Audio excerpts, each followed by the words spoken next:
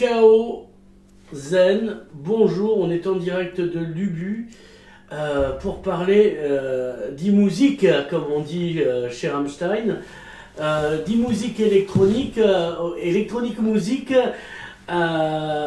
paysage sonore, acousmatique. Alors acousmatique, c'est un nom affreux, on dirait que le gars a des problèmes de poumons et de respiration, mais ça veut dire autre chose. Donc avant de parler, de dire que, on va dire la date, donc les ondes Martonneau avec Cécile Artigot, qui n'est pas toi, Jean-Loup Dierstein et toi, au Belvédère, jeudi 26 à 17h.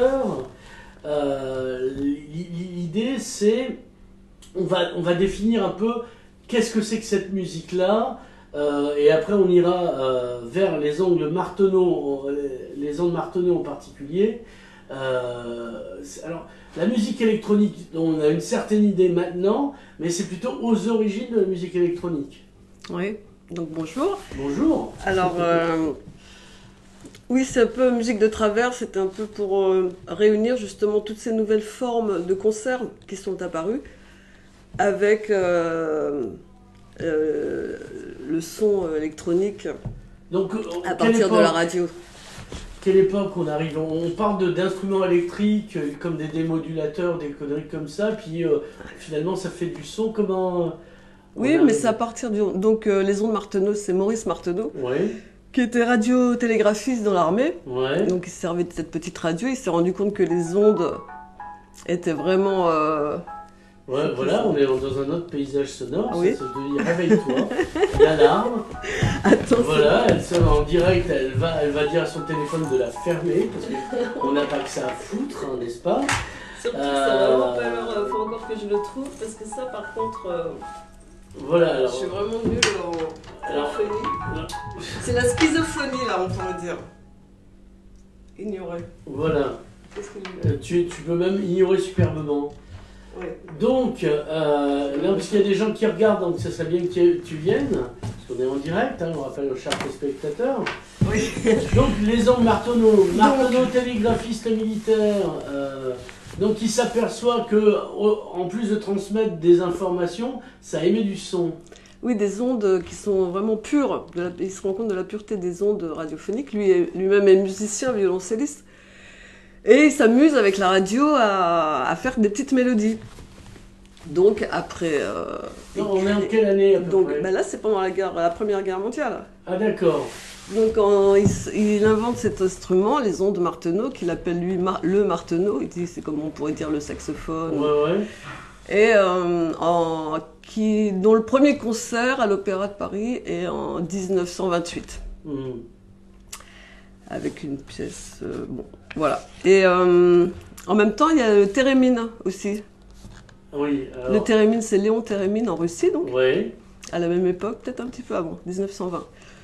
Qui est un instrument avec deux antennes, l'une pour contrôler le volume et l'autre la hauteur. Mais donc sans toucher quoi que ce soit. Mais je vous dis qu'il est assez, beaucoup plus instable. Alors que les ondes Martonneau, il y a un clavier et une tirette où on peut contrôler le son, justement. Contrairement à un piano, quand tu joues une note, à la note, tu peux pas la changer. Quand elle est lancée, alors faut couper la corde si tu veux que le son s'arrête. Oui, mais surtout, tu peux pas changer la hauteur. Voilà. Et donc, on va présenter donc, cet instrument avec Jean-Loup Dierstein, qui lui reproduit ses ondes depuis 2011, et qui s'appelle les ondes Dierstein, d'ailleurs. On dit toujours les ondes Martonneau, mais bon, il les reproduit, mais il a amélioré le système. Et donc, Jean-Loup Dierstein nous fait le grand honneur de venir nous présenter les ondes, et donc avec Cécile Artigot, qui est ondiste et musicologue. Et qui va venir aussi... Parce qu'il ne faut pas confondre avec l'ondinisme, hein, ça n'a strictement rien à voir. Qu'est-ce que c'est qu'ondiste? Ondiste, c'est la personne qui joue des ondes. D'accord. On dit pianiste ou guitariste. D'accord. C'est peu hésité, c'est pour ça que c'est bon de... Voilà, donc elle viendra avec l'instrument que lui a fabriqué Jean-Loup. Et il y a aussi Michael Filler qui va jouer. Il n'est pas sur l'affiche parce qu'on en a parlé il n'y a pas longtemps. Et qui va nous présenter sa pièce sonore qui s'appelle Les Chasseurs de train. D'accord. 35 minutes. Et alors les pièces sont, c'est la durée, c'est pas la durée d'un disque, hein, non. 3 minutes, 2 minutes, quelque chose, c'est parce que c'est le lieu aussi où vous le faites, l'hôtel Belvédère, avec une acoustique particulière, une esthétique particulière, ce côté le bout du monde, participe aussi à la représentation mentale et le plaisir qu'on en aura au moment où vous présenterez la pièce, oui. Les pièces plutôt. Oui, parce que l'hôtel a été fabriqué de 1928, je ne sais plus, j'avais marqué.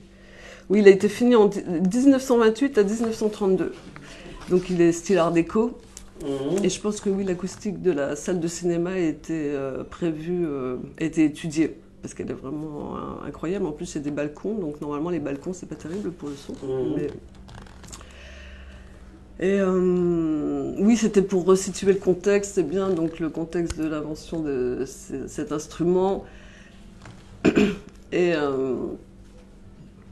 donc l'art radiophonique, c'est aussi le 26 septembre un hommage à Walter Benjamin. Oui, qui justement... alors le gars qui s'est suicidé à côté de Cerbère. Hein, à Port-Bou. À Port-Bou, il y a un magnifique monument d'ailleurs. Oui, qu'on connaît plus pour son œuvre philosophique. On ne parle pas du monument, mais on parle de Benjamin, encore qu'il soit un monument. Oui, voilà, et j'avais envie de montrer justement son œuvre radiophonique qui est beaucoup plus ludique parce que c'est des Hörspiel, donc des contes radiophoniques où il s'adressait aux enfants. Ouais. Et de manière assez ludique. Il travaillait d'ailleurs avec Bertolt Brecht, qui lui-même dans le théâtre aussi essayait d'avoir de la création plus... C'est des dadaïstes. Le Pirate Katsu. Oui. Et c'est intéressant parce que justement dans ces Hörspiel, il emmène les enfants alors au zoo, dans des lieux que les enfants peuvent reconnaître. Donc on pourrait parler de paysage sonore. C'est ça le fait. D'accord, oui, puisque c'est un peu comme Pierre et le Loup, si j'ose dire. Oui. Pas avec les mêmes instruments pour le moment, mais justement la musique raconte une histoire, met en couleur une histoire. Ah, mais là, Benjamin allait directement sur place dans enregistrer des sons réels, du zoo, de la fête foraine, pour que les enfants puissent se projeter dans l'espace. Et là, justement, on pourrait traiter de paysages sonores. Les paysages sonores qui étaient un concept de Murray Schafer, un Canadien, donc compositeur aussi, qui a beaucoup travaillé pour l'éducation des enfants. Et c'est ça qui m'intéressait, justement, c'est des personnes qui se sont intéressées pas seulement à un niveau universitaire, tu vois, intellectuel, mais aussi à un autre niveau plus populaire. Et c'est ça que vous voulez dire, Walter Benjamin, en faisant de la radio, c'est que c'était un instrument qui était... de vulgarisation, ipso facto. Oui, de vulgarisation, et où l'auditeur pouvait aussi intervenir. Donc il y avait une interaction entre speaker et auditeur. Et c'est ça qui m'intéressait. Ce qu'on pourrait maintenant remettre dans le contexte d'Internet. Oui, ben là on est en direct par exemple. Voilà. Donc on est en plein dans ce que vous dites, ma bonne dame. Oui. Et voilà, et l'acousmatique, donc pour revenir à l'acousmatique, c'est ça aussi. Alors c'est un truc qui fait peur, parce qu'à chaque fois que tu entends, c'est... alors on prétexte dire que c'est hyper intellectuel, c'est une manière de dire poli que c'est chiant. Mais ça n'est pas que chiant l'acousmatique, si j'ose dire. Non, c'est génial. L'acousmatique, en fait, c'était un terme qui a été employé par François Bell, en reprenant le... Bell, ça n'a rien à voir avec les téléphones. Non, c'est Graham. Ah, oui. Oui, c'est Graham Bell. Non, François Bell, qui est compositeur, qui était directeur du GRM. Ouais. Alors GRM, c'est quoi l'acronyme ? Groupement de recherche musicale qui a été fondé par Pierre Schaeffer. Ouais. Le studio d'essai a été créé en 1942, je crois, avec Jacques Copeau. Ouais. À Beaune, là où je suis née. Ah, c'est drôle. Et Bonn, c'est... non, Bonn, c'est en Bourgogne, c'est ça ? Oui, c'est ça. Oui, non, parce que Bonn, je pensais à l'ancienne capitale allemande de la RFA, mais rien à voir. Voilà, et l'acousmatique, donc, ça vient de Pythagore. Ouais. Qui, ah, mon Dieu, déjà. Oui, qui donnait ses cours pour les élèves qui étaient un peu peut-être plus en retard, Ouais. ils se postaient derrière un rideau Mhm. pour que les élèves ne soient pas influencés par sa gestuelle, Par l'image, oui. mais se concentrent justement sur l'audition, sur ce qu'ils disaient. D'accord. Donc François Bell a repris ça, et en fait l'acousmatique, comme on arrive, Michel Chion va parler de l'art des sons fixés, Mhm. pour dire, parce qu'on arrive avec des pièces qui sont déjà préenregistrées. Et pour donner un peu plus de dimension justement à ces sons, parce que Mhm. on parle de concert de haut-parleurs. Donc on D'accord. va disposer de spatialisation du son. Mhm. On va disposer Parce qu'on de- a maintenant dans le cinéma, enfin ça fait quand même une quinzaine d'années qu'on joue beaucoup maintenant sur des dispositions de baffles Oui. et pour justement rajouter à l'image spectaculaire du film, parce que c'est pas sur du Ingmar Bergman qu'on fait du THX, Oui. des dispositifs comme ça sonores dans les cinémas. Là, c'est un travail de la disposition aussi dans l'espace des baffles. Oui, mais sauf que dans le cinéma, par exemple, on va faire en sorte que la personne qui est au premier rang ait la même position de sonore que celle qui est au dernier rang. Non, Ouais. mais on joue pas, mais ça va venir. On joue pas encore sur la spatialisation du son, peut-être en 5 points. Mais donc l'acousmatique, ça va se développer, et c'est ça qui va pour vraiment, quand un son vient de derrière, on a vraiment la sensation qu'il vient de derrière. C'est Parce un que champ sinon- d'exploration mentale parce qu'en fait, le mur de répercussion, imaginons que le son soit une balle et que si on était basque, on jouait à la pelote et le mur où ça rebondit, c'est notre cerveau et ça décrit, comme dans les sonars, un paysage mental au fur et à mesure du son qui circule. Oui. Sauf qu'en général, à chaque fois qu'on va voir un concert, ou même au cinéma, c'est toujours sur un plan cartésien, en stéréo. Avant, le premier cinéma parlant, c'était une enceinte derrière l'écran, Oui, oui. en mono. Mais là, on a évolué parce que au fur et à mesure, entre la découverte des techniques qui datent du début du XXe siècle et maintenant, on a amélioré, il y a la recherche, la technologie et on utilise différemment, on se baigne jamais deux fois dans les ondes Marteneau, quoi, comme disait Héraclite. Oui. Oui, mais on pense, je crois, encore trop le son de la même manière que la vision, qui est 120 degrés. Ouais, Alors ouais, que le ouais. son, il est à 360 degrés. Et surtout, on entend tout le temps. Quand on veut pas voir, on ferme les yeux, les paupières ferment les yeux. Alors que le son, il est toujours en... On peut se boucher les oreilles, regarder Politique, Oui, mais- ils y arrivent. Hein.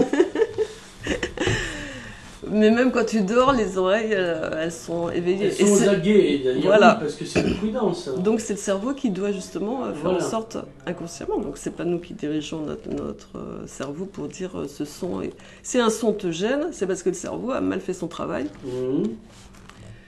Euh, qui- Donc je peux pas engueuler le connard qui m'a réveillé ce matin en faisant des travaux à la part du dessus. Non, c'est parce que tes oreilles, elles sont. C'est parce que ça a mal. Il y a un problème. Ça ne devrait pas te déranger. C'est le cerveau qui gère tout ça pour savoir quels sont les sons qui peuvent être nocifs, toxiques à l'organisme. Mais avec, comme on n'a pas du tout de connaissances et d'apprentissage pour ça, sauf justement, donc quand on parle de paysage sonore, on parle, que Murray Schaeffer a mis en avant, c'était pour mettre en avant aussi l'écologie acoustique, qui traite justement de ça, de toute la contamination sonore dans les villes, mais aussi dans les mers, qui perturbe notamment le...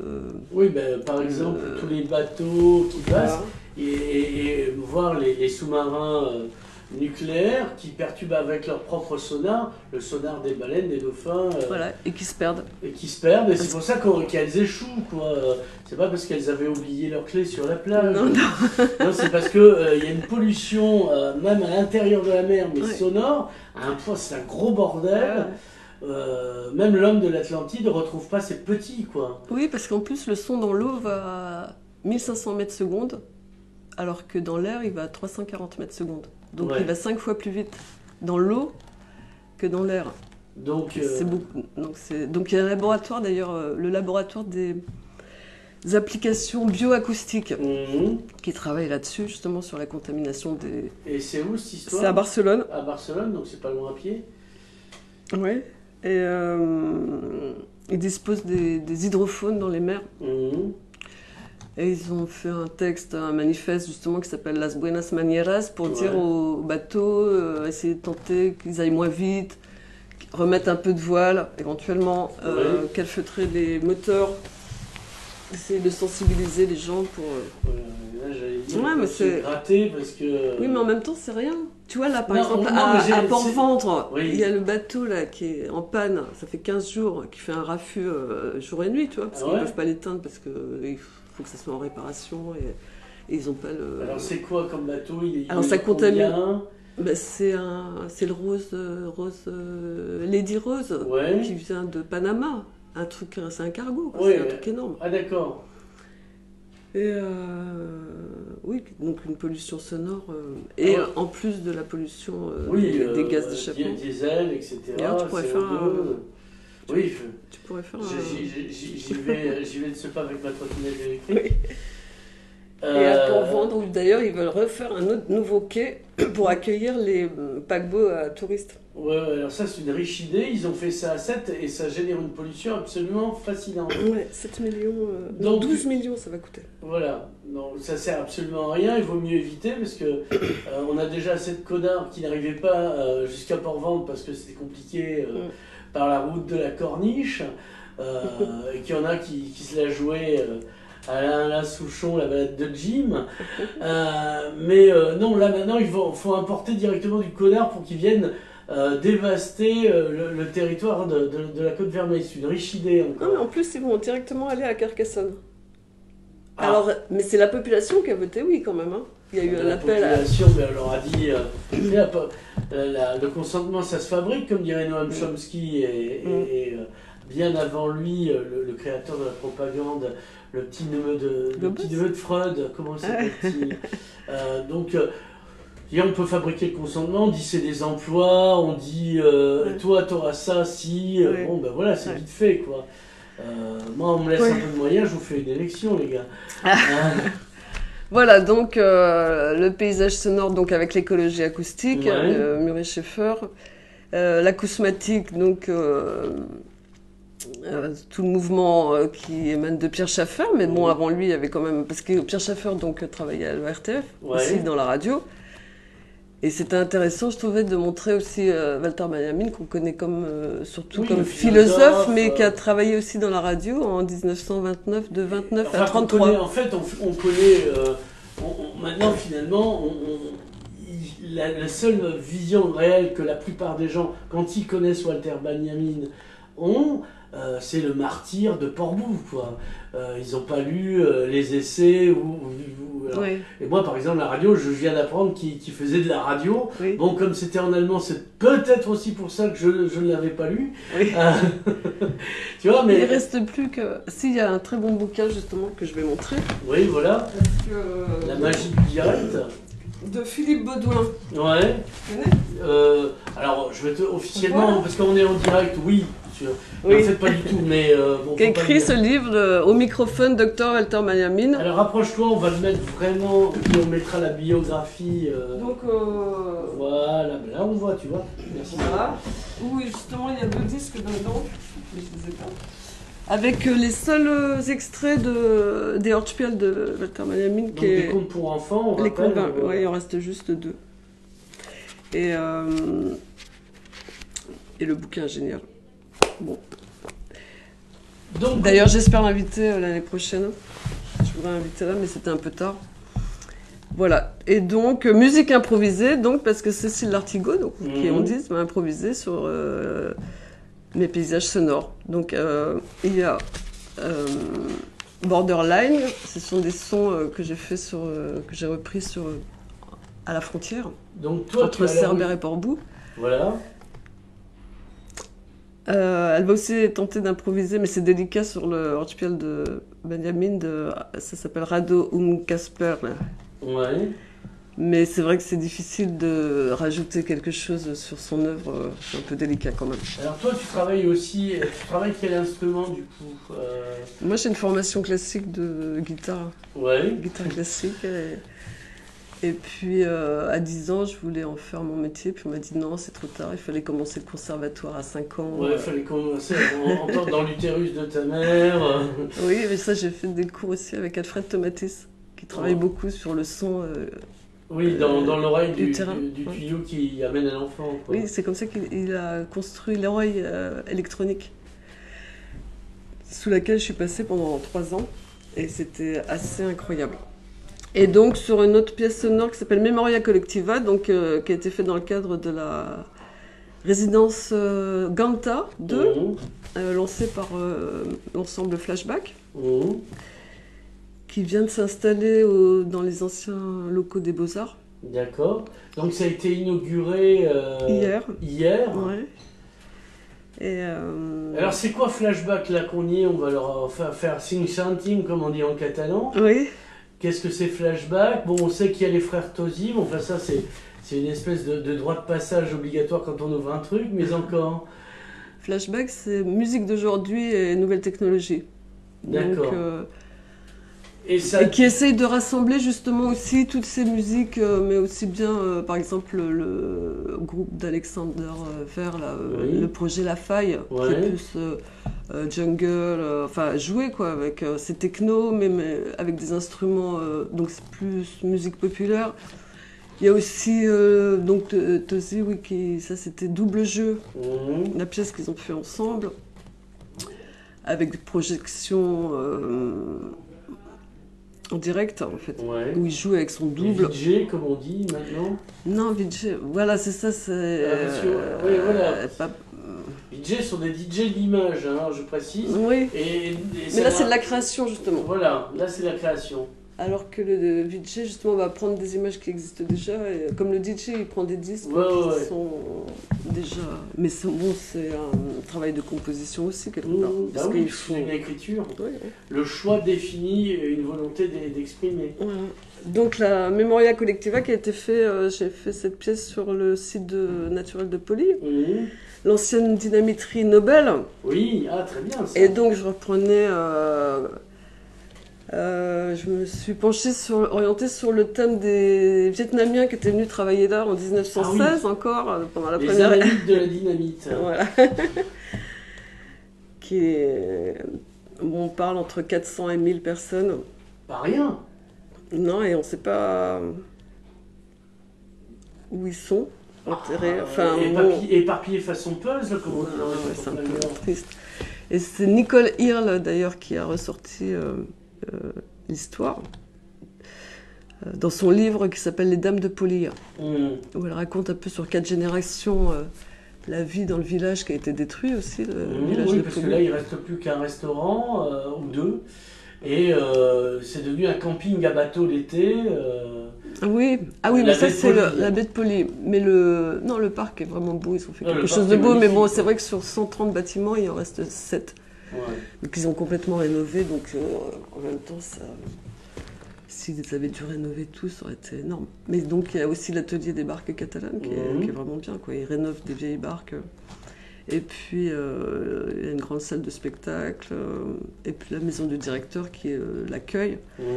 Mais donc j'ai voulu prendre cette... comme je travaille beaucoup sur les frontières, les migrations, mutations, mutilation. Oui, voilà. Et comme ma mère était née au Vietnam, elle était retournée pour ses 80 ans et j'ai eu la sensation qu'elle retrouvait une partie d'elle-même. Et je voulais faire en fait un travail sur la construction de... le Vietnam, quand c'était l'Indochine. Oui. Non, oui, parce que mon grand-père était... C'est notre vision du Vietnam. Oui. Oui, d'ailleurs, le mot Vietnam, c'est à partir de 54. Oui, voilà. C'est après Dien Bien Phu. Et donc j'avais la sensation qu'elle retrouvait une partie d'elle-même qu'elle avait laissée là-bas quand elle était petite, parce qu'elle a vécu 10 ans, donc je voulais faire un travail sur comment on construit son identité quand on est dans un pays différent de celui de ses origines culturelles. Oui, d'autant plus que c'est le choc culturel là-bas, quoi. C'est l'exotisme le plus tapageur. Oui. J'ai bien connu l'Indochine, c'est pour ça que je... Voilà. Et comme mon père est né à Beyrouth aussi. Ah oui, donc toi tu es un produit de l'expatriation française. Moi quand j'étais petite, on me disait que j'étais française parce que j'étais née en France. Oui. Alors j'en ai conclu que ma mère qui était née au Vietnam était vietnamienne et mon père qui était né... Était béroutin. Oui. Voire libanais. Bah oui, d'ailleurs je lui ai dit un jour, mais en fait toi t'es un émigré. Pendant des années, tu as cru que ton père était un taboulé. Et alors je lui dis, mais en fait t'es un émigré. Alors il faisait une drôle de tête, puis après je lui dis, mais en fait t'es arabe. Parce que j'ai vu à l'Institut du monde arabe, est arabe celui qui parle arabe. Ouais. Ça n'a rien à voir avec le sang en fait. Ouais, les Catalans disent la Et même lui il chose. parlait...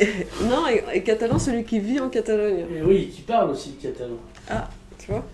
Donc, pour dire qu'ils sont catalans, Ah. d'une certaine manière. Vous parlez catalan? Bah oui, couramment, faut pas déconner. Ah, pas mal, si j'avais su.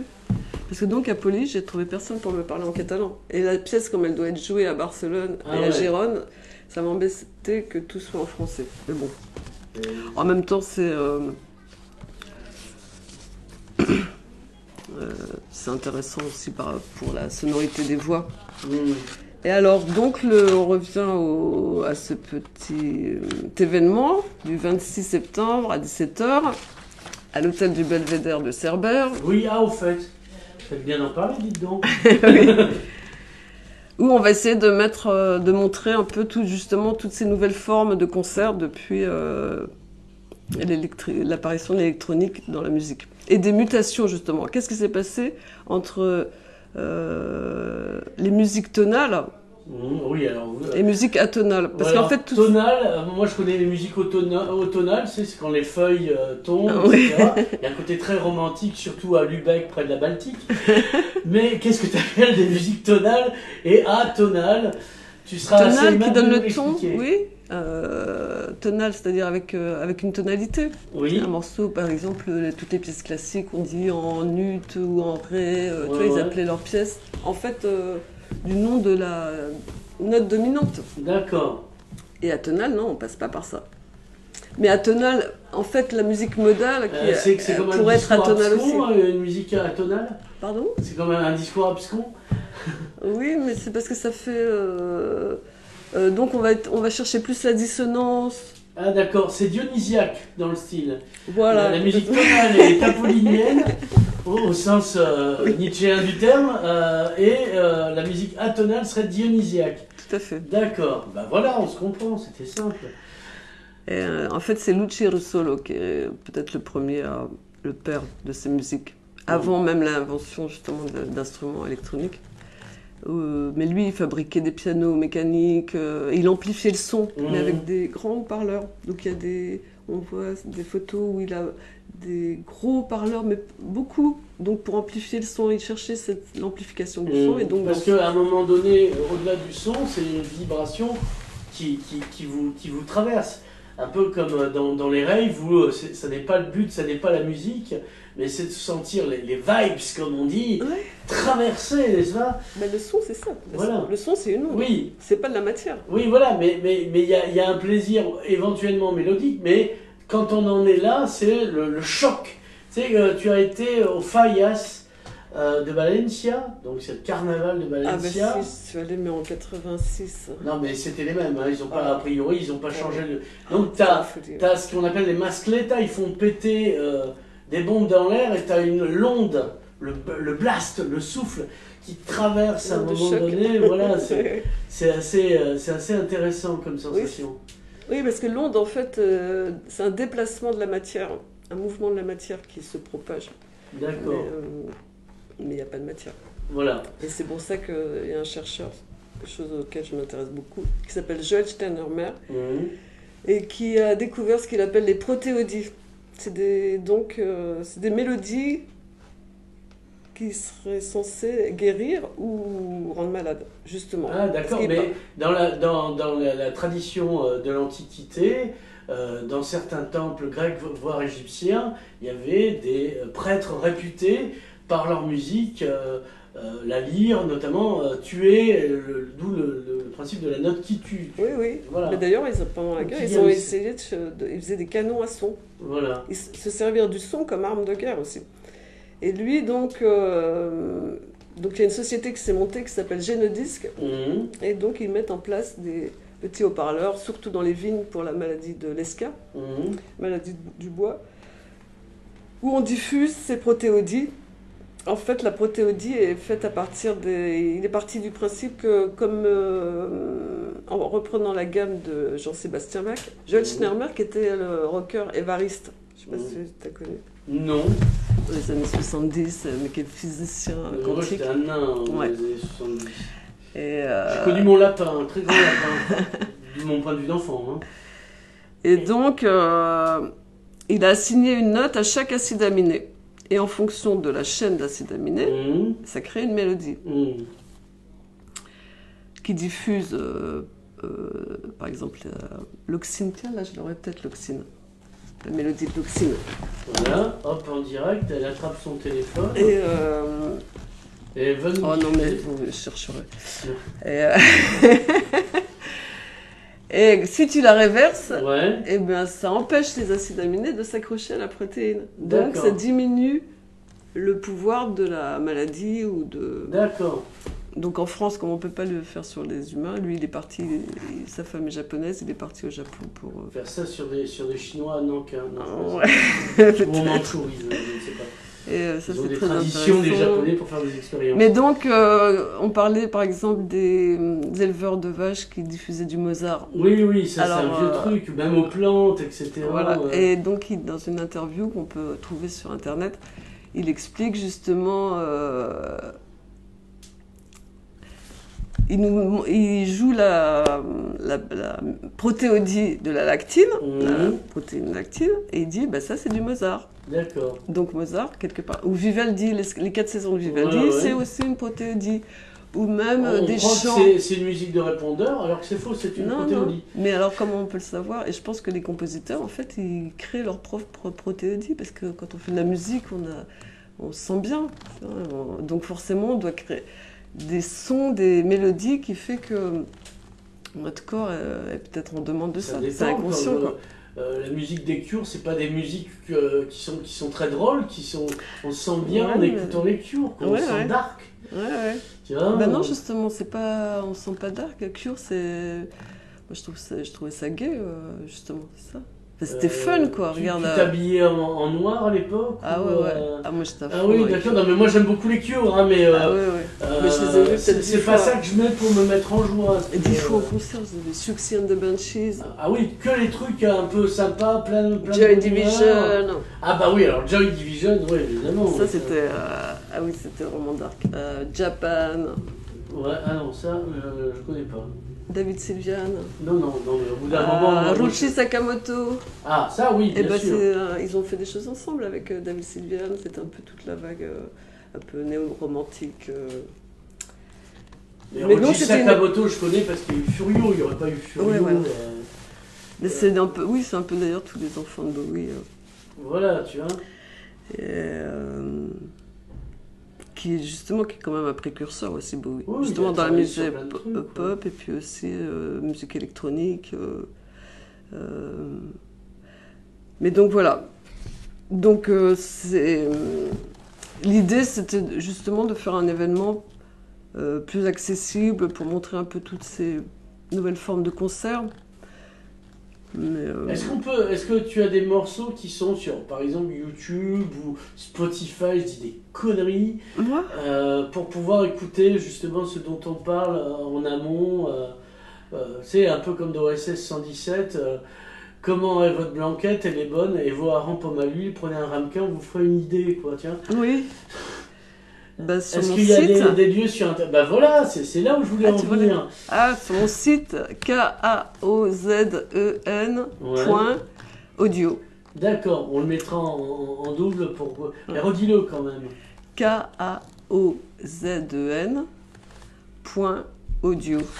Alors par exemple, il y a des lieux magnifiques ici. Alors bon, là on est au Belvédère, mais je vois le Palais des Rois de Majorque. ça pourrait être terrible de créer ça là-dessus, quoi.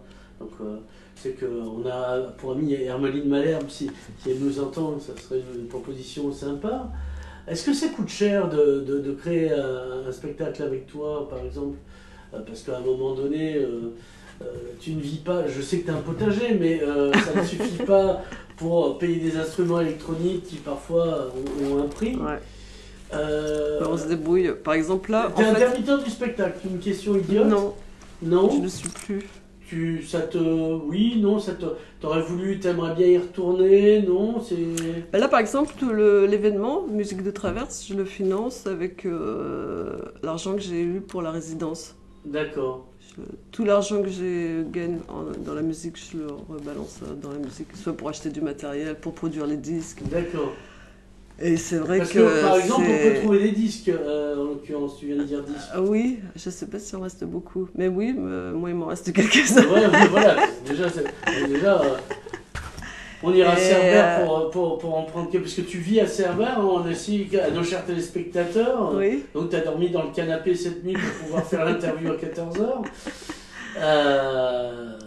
Non, mais ça c'est important de dire, ben, ça serait bien que tu en laisses quelques-uns à la vente à l'Ubu par exemple. Parce que tes copines avec Hélène, ah oui. Ça pourrait être pas mal. Mais sinon, on peut le télécharger gratuitement sur mon site. Ah merde. Tu sais, en plus, mais c'est vraiment... gratuit, quoi. Ouais, c'est ça. Et donc, pour l'événement, ça sera entrée libre, donc les gens quand même participent, voilà, ils peuvent participer. On peut manger au Belvédère ce soir. Voilà, donc oui, il y aura une petite dégustation de vin avec des vins bio de la Pampa, du domaine de la Pampa. C'est où ça, le domaine ça doit être dans à Banyuls. Banyuls, ouais. Banyuls. Et à Cospron, la Pinta, la Cospron, Pedra Pintada. Poli, entre Poli et Banyuls, c'est un tout petit village. Et eux, ils font du vin nature. Ouais. C'est-à-dire zéro sulfite. Voilà. Qui est un peu spécial, mais moi j'aime bien. Non, mais nous on connaît ici, demain on fait vinoscopie et portée de vignerons en nature. Ah oui. D'ailleurs, c'est le domaine Amagat à Caisse de Peine, hein, j'en profite. Ah ouais. Et on a fait le domaine du lendemain la dernière fois. Ah, mais alors tu les connais, de la Pampa Non, je connais. Non, j'ai quelqu'un pour ça, j'ai Jean l'héritier. Ah oui. Qui est mon cochon truffier à vin nature. D'accord. Que je lâche et il me ramène des vignerons en nature, comme ça. Donc tu lui diras Pedra Pintada. D'accord, on lui dira demain. Et donc, après un buffet qui est proposé par Jean-Charles Saint, parce que c'est lui quand même qui nous invite. Et, donc le buffet est à 16 €. D'accord. Qui est très honnête. Ouais. Surtout quand on mange là-bas, j'y ai déjà mangé pour un concert de Caval et de l'impasse humaniste. C'était très sympa, avec vue sur la mer, etc. Dans la salle panoramique, oui, qui est magnifique. Et ceux qui même prendront le train, parce que il y a un train à 5 € pour y aller, donc aller-retour ou aller seulement 5 € aller, mais des fois il tombe même à 1 €. Et donc, le dernier, par contre, pour revenir, est à 17h30. Ouais. Donc, oui, mais c'est à l'heure où ça débute, donc... Non, justement, c'est la fin du concert. Ah, d'accord.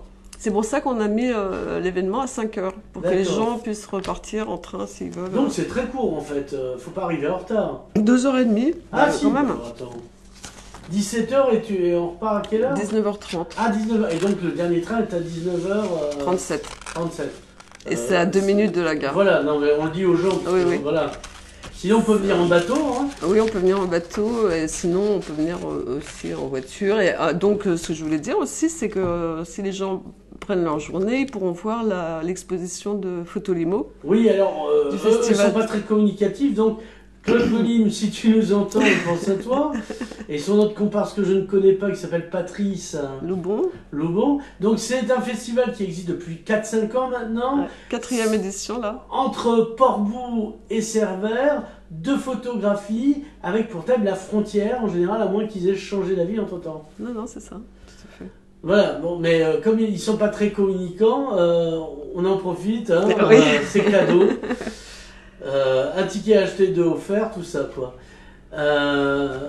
Qu'est-ce qu'il nous reste à dire avant de terminer parce qu'il fait chaud, parce que Claude n'étant pas là, on n'a pas la clim. Mais je sais pas, j'espère que vous viendrez, on sera content de... Redis-nous ton site. KAOZEN.audio. Voilà. Et attends, je vais te relancer la fiche. Presque. Bon, c'est presque ça. Oui, comme ça, voilà.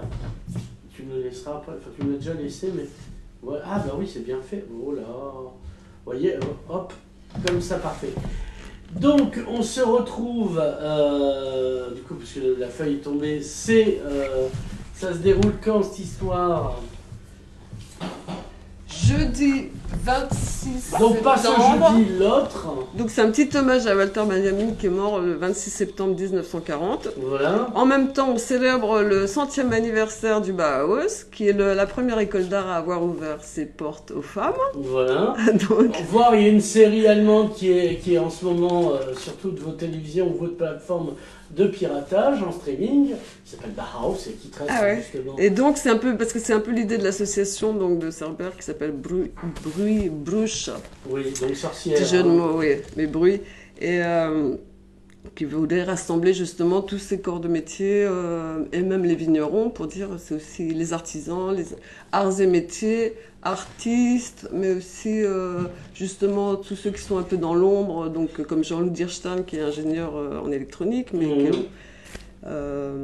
qui est connu dans le monde entier. C'est le seul qui reproduit l'onde dans le monde. Il a travaillé pour Jean-Michel Jarre, c'est lui qui a modifié tous ces... C'est aussi un peu le sorcier, il l'appelle le sorcier de la lutherie électronique. L'apparence, le haut de l'iceberg, c'est Jean-Michel Jarre, on n'en connaît plus des... Jean-Michel Jarre il est toujours peut-être vachement connu, mais c'est plutôt ma génération qui le connaissait, parce que c'était la musique électronique qui s'incarnait dans quelque chose de moins compliqué. J'allais citer Pierre-Henry, mais c'est faux, parce que Messe pour le temps présent, c'est un morceau qui est très connu. Ouais, c'est rock'n'roll. Ouais, voilà, c'est magnifique. Mais Pierre-Henry, justement, il était assez... Justement, il essayait aussi de mélanger les musiques populaires, mais je crois qu'après, il préférait quand même... c'est ça, l'acousmatique, ils veulent être en fait la nouvelle... pas musique classique, mais reprendre un peu ce... Oui, le classicisme contemporain. Hein, oui, voilà. Je me comprends, madame. Et c'est encore... mais je trouvais... c'est peut-être encore... ça reste encore assez élitiste, je trouve. Ah bah alors oui, que... Mais c'est dommage, parce que... pourquoi ça resterait... dans des circuits aussi fermés, alors que quand même c'est des moyens... Parce qu'ils le contrôlent aussi. Il y a un rapport au pouvoir, ils tiennent leur boutique et elle ne leur échappe pas, il y a aussi ça. Oui, mais bon, c'est quand même... Comme les catalanistes avec le catalan ici, si tu veux. Ouais. Mais le festival Clang où on a joué en juin, dans la salle Molière de l'Opéra Comédie de Montpellier, qui est magnifique, c'est un théâtre à l'italienne, et 78 haut-parleurs. Et il y avait 100 personnes, le public. Donc c'est quand même des grosses structures, ça avec beaucoup d'argent quand même. Oui, mais voilà. Et je sais pas, quand on fait un art, il faut quand même le diffuser. Non, je suis d'accord, moi je suis pour la vulgarisation. Les gens croient que je suis pour la vulgarité, c'est faux, je suis pour la vulgarisation. Non, justement, oui, c'est ça. Mais vulgarisation, ça veut pas dire non plus faire des choses... Non, faire n'importe quoi. Ouais. Voilà, c'est ça la musique. Non, mais est-ce que finalement, comment il s'appelle, ce DJ qui n'a qu'une note, David Guetta, est-ce que c'est pas le vulgarisateur de la musique acousmatique dont je plaisante? C'est la version grossière, mais... Non, parce que Guetta, il arrivait quand même à... Ça faisait longtemps que c'était déjà... non, voilà. La musique électronique, c'était... Mais ce qu'il y a, c'est qu'ils reprennent les mêmes notions de star system, alors que justement, l'acousmatique, on voit pas les musiciens sur scène. D'accord. Et c'est ça qui est intéressant, c'est pas de voir des gens, parce qu'en plus sur une scène tu vas voir normalement le son il sort des enceintes, mais pourtant quand tu as un G-son, il faut donner l'illusion que le son sort du chanteur, donc avec des délais, tout un genre des guitaristes dans un genre très électronique. Oui, voilà, avec Dépêche Mode était bien là, mais DAF oui, les DAF, oui, voilà. Les DAF, c'est génial.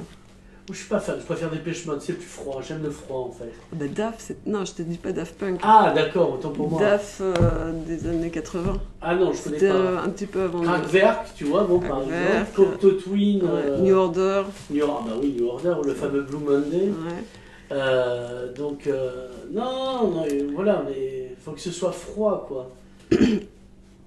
C'est une musique qui reproduit la fin de l'ère industrielle.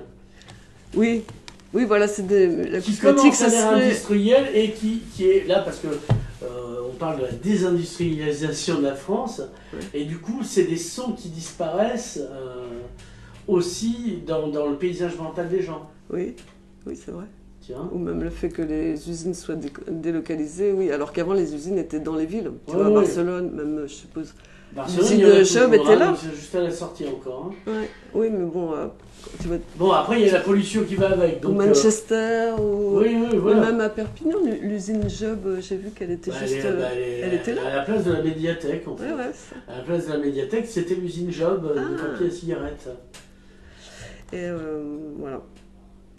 Bien, donc on redonne les dates, donc jeudi 26, 17h, Hôtel Belvédère, et après ça se termine à 19h, et vous avez 2 minutes, dans les 7 minutes qui vous laissent entre vous et le train, pour reviendre, et vous pouvez dormir sur place parce qu'il y a des logements aussi. Oui, un camping aussi, et puis il y a peut-être moyen de faire du covoiturage voilà. Aussi, quoi. Eh bien, Chaosen, merci. On se retrouve jeudi d'après, 26, au Belvédère. Merci.